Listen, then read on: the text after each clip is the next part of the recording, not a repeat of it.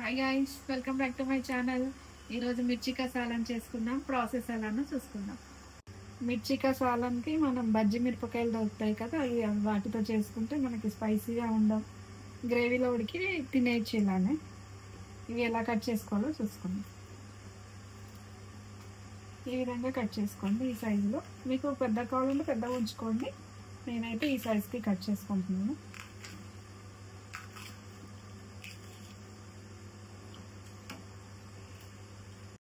బజ్జీ మిరపకాయలు ఈ సైజులో కట్ చేసుకుని ఇది డీప్ ఫ్రై చేసుకుందాము. డీప్ ఫ్రై చేసుకోవడం వల్ల కారం అనేది కొంచెం తగ్గుతుంది. స్టవ్ ఆన్ చేసుకుని డీప్ ఫ్రై చేసుకుందాం. డీప్ ఫ్రై అంటే మరీ ఎక్కువ ఆయిల్ ఏం అవసరం లేదు. ఆ ఆయిల్తోనే కర్రీ చేసుకుంటాం కాబట్టి కొంచెం ఆయిల్ ఎక్కువ వేసుకుందాం. ఈ వేడి ఆయిల్లో చిన్న చిన్న కట్ చేసుకున్న పచ్చిమిరపకాయలు వేసుకుని వేగించుకుందాం. కొంచెం దూరంగా ఉండండి, పేలుతాయి పచ్చిమిరపకాయలు కాబట్టి.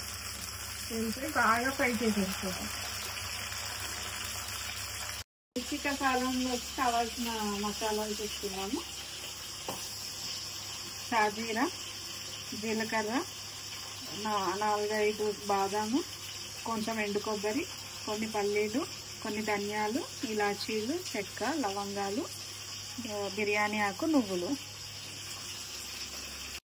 అలాగే గ్రేవీలోకి కట్ చేసుకున్న ఆనియన్స్, కట్ చేసుకున్న టమాటాలు, కట్ చేసుకున్న పచ్చిమిరపకాయలు రెడీగా పెట్టుకుని, పచ్చిమిరపకాయలు వేగేలోపు ఈ ప్రాసెస్ అంతా మనం తర్వాత చేసుకున్నాం. పచ్చిమిరపకాయలు వేగి మిర్చీస్ వేగించుకున్నాం కదా, ఇలా వేగితే సరిపోతుంది. తీసి పక్కన పెట్టుకున్నాం.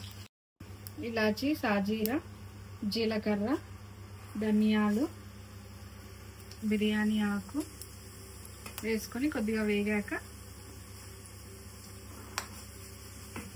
అలాగే కట్ చేసుకున్న పచ్చిమిర్చి, కట్ చేసుకున్న ఆనియన్స్ వేసి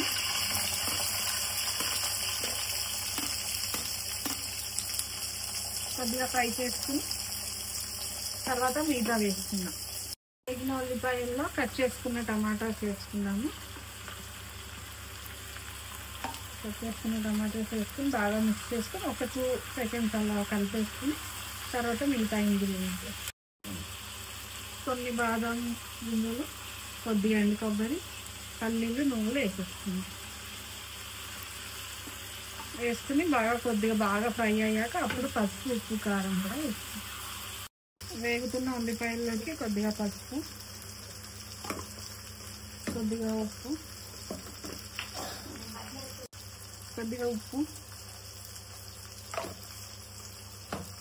కొద్దిగా కారం,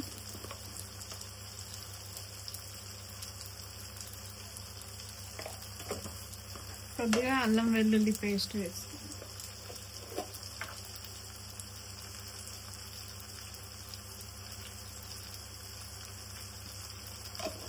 ఇవన్నీ వేసుకుని బాగా మిక్స్ చేసుకుని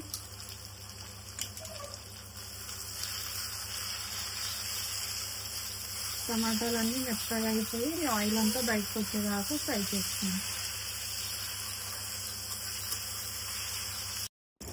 ఇలా బాగా ఫ్రై అయిపోయింది కదా, ఇప్పుడు దీన్ని చల్లార పెట్టుకుని బాగా మనం పేస్ట్ చేసుకుందాం. తర్వాత నెక్స్ట్ ప్రాసెస్ ఏంటో చూసుకుందాం.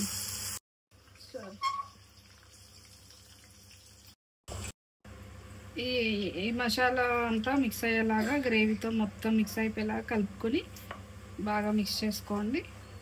కావాలంటే వాటర్ కూడా వేసుకోండి. కొంచెం గ్రేవీ అనేది ఉడకాలి కాబట్టి కావాల్సినంత వాటర్ వేసుకొని బాగా ఉడకబెట్టుకుందాం. ఒకసారి ఇది మూత తీసుకొని చూసుకుందాం ఎలా ఉందో. బాగా మరిగిపోతుంది కాబట్టి మనం ముందుగా ఫ్రై చేసుకుని పెట్టుకున్న మిర్చి కూడా వేసేసుకున్నాము. మిర్చి కూడా వేసుకొని బాగా కొద్దిసేపు మిర్చి కూడా మసాలాలో ఈ గ్రేవీలో ఉడికితే అవి కొంచెం సాఫ్ట్గా అయ్యి ఇంకా టేస్ట్ బాగుంటాయి. దీంతోనే పాటు కొంచెం బ్రౌన్ ఆనియన్స్ కూడా వేసుకుంటే టేస్ట్ అనేది బాగుంటుంది కర్రీలో. కర్రీ అయిపోయింది, బాగా దగ్గరికి వచ్చేసింది. ఇంకా కొంచెం ఆయిల్ వేసుకోవాలి కానీ నేను తక్కువ ఆయిల్ వేసుకున్నాను హెల్దీ కోసం అని. స్టవ్ ఆఫ్ వేసుకుందాము. Thank you for watching. Please do like, share and subscribe. Follow for more.